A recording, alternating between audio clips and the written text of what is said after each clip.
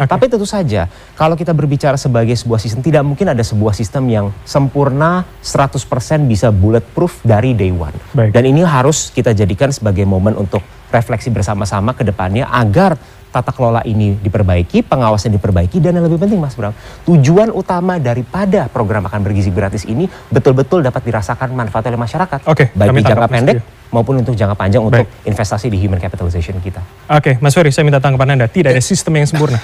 Ya, sedari awal sih sebenarnya bukan soal program ini sempurna atau tidak, tapi tidak direncanakan dengan baik. Kalau bersandar ke Undang-Undang 25 tahun 2004 ya tentang perencanaan pembangunan nasional, sebuah program itu kan harus melalui proses perencanaan. Apa itu perencanaan? Sebuah proses untuk menentukan tindakan yang mempertimbangkan masa depan dengan memperhatikan sumber daya yang tersedia.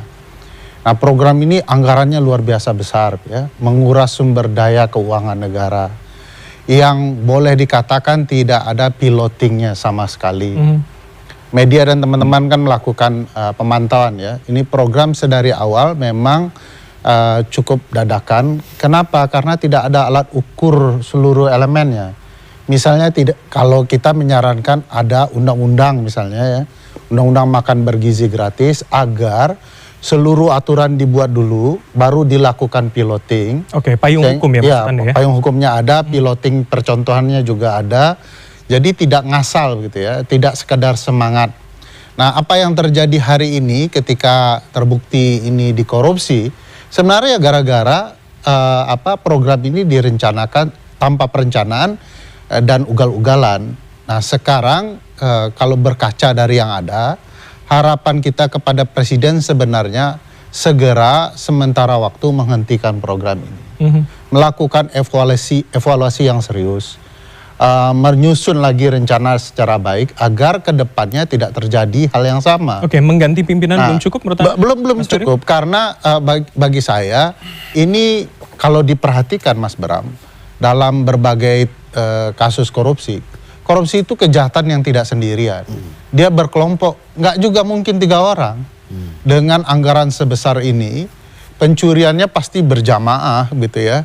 Dan itu potensial melibatkan banyak lini. Jadi lini ini belum selesai. Bayangkan ada 3 pimpinan, apakah mereka bisa ngorupsi sendiri? Enggak, itu pasti lapis bawahnya banyak. Nah, begitu mereka ditahan, lapis bawah ini masih bekerja.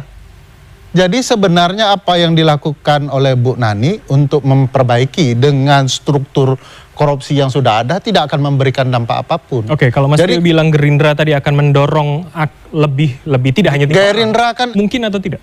Gerindra kan yang mana? Yang eksekutif atau legislatif? Gerindra ini ada percampuran nih. Kadang jadi eksekutif, kadang jadi legislatif.